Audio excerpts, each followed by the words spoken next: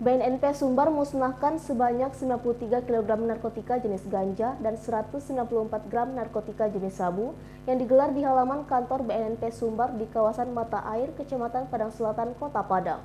Barang bukti yang dimusnahkan tersebut merupakan hasil penangkapan terhadap 6 orang kurir narkoba yang merupakan jaringan antar lapas yang ditangkap di daerah Pasaman, Sumatera Barat.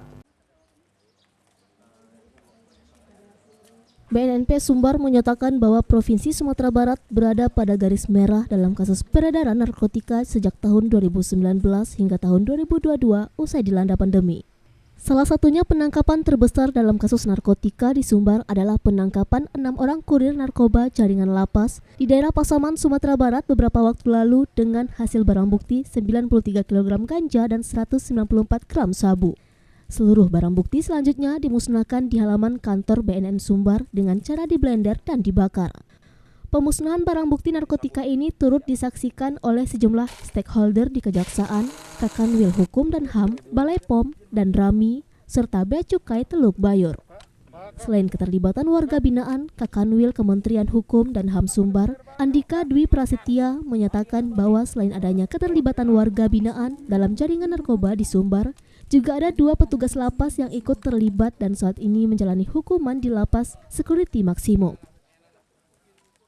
Pemusnahan barang bukti, yang mana pemusnahan barang bukti tadi sudah saya sampaikan bahwa barang bukti ini khusus untuk ganja seberat 92 kilo, 4 gram sudah kita musnahkan, sedangkan sabu 194,67 gram kita musnahkan. Ini terdiri dari 3 kasus, ya, 2 kasus ganja dan 1 kasus sabu.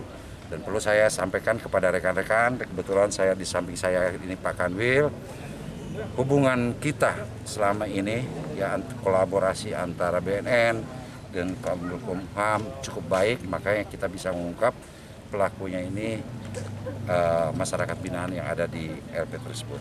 Warga binaan yang ternyata tidak mampu untuk tidak dilibatkan oleh para penjahat yang ada di luar, sehingga mereka masih melibatkan diri dalam kapasitas sebagai penghubung. Namun kita tetap akan menindak tegas. Salah satu contoh, beberapa hari lalu kami memindahkan 3 orang narapidana berisiko tinggi ke lapas super maksimum security di Nusa Kambangan.